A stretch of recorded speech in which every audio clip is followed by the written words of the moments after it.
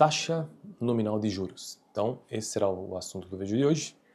E já gravei 2 vídeos, inclusive, aqui no canal, né, sobre essa temática. Estou tentando entender taxas de juros no Brasil.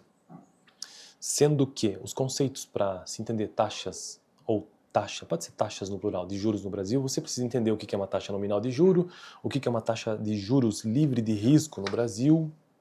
Basicamente são esses dois mundos. Você precisa entender o que são taxas, o que é uma taxa de juro, o que é uma taxa nominal de juro.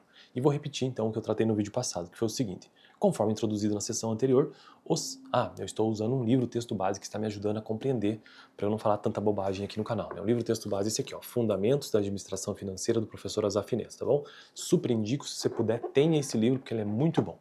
E ele trata sobre diversos assuntos, né, envolvendo, obviamente, fundamentos da administração financeira, entre eles o ambiente financeiro brasileiro. Estou num dos primeiros capítulos ainda do livro, página 29. Taxas de juros no Brasil, então, taxa nominal de juros. Essas taxas de juros, elas afetam o custo do dinheiro, né? São 4 fatores que afetam o custo do dinheiro. O primeiro deles é o retorno das oportunidades de investimentos dos tomadores de recursos. O segundo são preferências temporais de consumo. O terceiro, risco de empréstimo e inflação futura esperada. Isso são 4 fatores básicos que definem o custo do dinheiro lá no vídeo sobre taxas de juros no Brasil. Mas a taxa nominal de juros utiliza esses conceitos sim a seguir. Veja bem, conforme foi introduzido na sessão anterior, os títulos públicos são normalmente definidos como ativos livres de risco, porque admite-se que a autoridade emitente irá sempre honrar suas obrigações com os investidores. A diferença entre uma taxa de juros com risco e outra livre de risco é denominada de prêmio de risco. Esse prêmio revela quanto o investidor exige para manter sua poupança em determinado título com risco. Quanto maior o risco da operação, maior evidentemente o prêmio que deve ser pago. Quanto maior o risco, maior o retorno. Quanto menor o risco, menor o retorno. Quando a taxa de inflação corrente ou esperada no futuro se eleva, a taxa de juros exigida pelos poupadores também aumenta como forma de compensar esse risco de depreciação monetária. Em essência, a taxa nominal de juros é função de 3 variáveis. Então, vamos ver agora quais são essas 3 variáveis, ou seja, a função, né, propriamente dito, a fórmula matemática, quais são as 3 variáveis da função da taxa nominal de juros. Então, em primeiro lugar, taxa real livre de risco de inflação. Em segundo lugar, taxa de risco. Em terceiro lugar, taxa futura esperada de inflação. Então, a equação matemática fica da seguinte maneira: taxa nominal, representada pela letra I, é igual a um Fzinho, que tem o seu significado, já direi, abre parênteses, RF mais INF mais risco. Então, taxa nominal é igual. Taxa nominal é igual. Risk-free, que é isso que significa o RF, a soma da taxa real de juros livres de risco, é definida geralmente pelos títulos públicos, na ausência de inflação. Então, a taxa nominal ela é uma função em que ocorre a soma do livre risco, ou seja, algo que seja livre de risco, como, por exemplo, os títulos públicos, mas o INF, que é esse INF? Taxa de inflação esperada no futuro. Taxa de inflação esperada no futuro.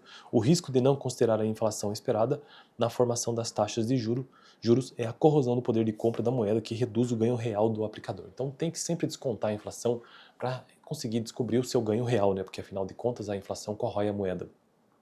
Então, repetindo, taxa nominal, representada pela letra I, é igual a uma função que é a soma da taxa livre de risco, ou então o risk-free, que pode ser o título público, mais a inflação esperada no futuro, mais o risco propriamente dito, ou seja, o risco de um ativo pode se decompor em 2 grandes partes. Então, veja que são 3 elementos ou 3 variáveis que compõem a função, né, da taxa nominal de juros.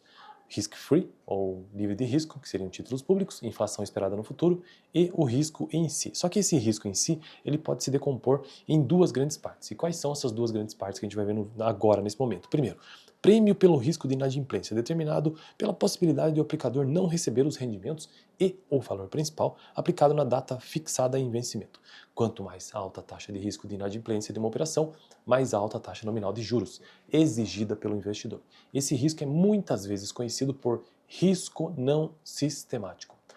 Segundo ponto, risco de mercado, também conhecido por risco sistemático, equivale a um percentual de prêmio cobrado pelos poupadores visando remunerar as incertezas do ambiente econômico e conjuntural, como crises cambiais, cenários políticos e recessão. Então veja que o terceiro elemento A terceira variável dessa função, ela é complexa, né? Porque como é que você vai definir o risco? A partir, então, dessas duas grandes partes, né? Prêmio pela inadimplência e prêmio pela incerteza.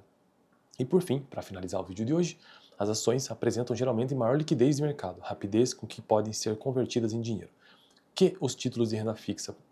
Estes, por sua vez, apresentam maior facilidade de negociação que os ativos reais, imóveis, por exemplo, e assim por diante. Dessa forma, o prêmio pelo risco pode variar de acordo com a natureza dos títulos. E último parágrafo. Quanto à aceitação de um título no mercado é alta. Quando a aceitação de um título no mercado é alta, como títulos públicos ou títulos emitidos por instituições sólidas, o prêmio pago pela liquidez é pequeno, porque ele tem uma grande aceitação, né, e uma taxa de risco muito pequena. O prêmio eleva-se para os títulos de menor liquidez, como aqueles emitidos por empresas de menor expressão ou em dificuldades financeiras. Bom, então eu finalizo aqui todo o tópico sobre taxa nominal de juros. E entendemos que taxa nominal de juros pode ser expressa a partir de uma equação matemática composta de três variáveis, ou seja, é função de uma taxa que tenha risco livre ou risk-free, como títulos públicos, mais uma inflação esperada no futuro, e um risco, uma terceira função, ou melhor, uma terceira variável que envolve o cálculo do risco em si, ou seja, o risco de inadimplência e o risco das incertezas do país. Fico por aqui. No próximo vídeo, taxa de juros livres de risco no Brasil, tentando entender um pouco mais sobre isso. No vídeo anterior, tratei um pouco mais sobre taxa nominal de juros, vou deixar aqui no final. Valeu!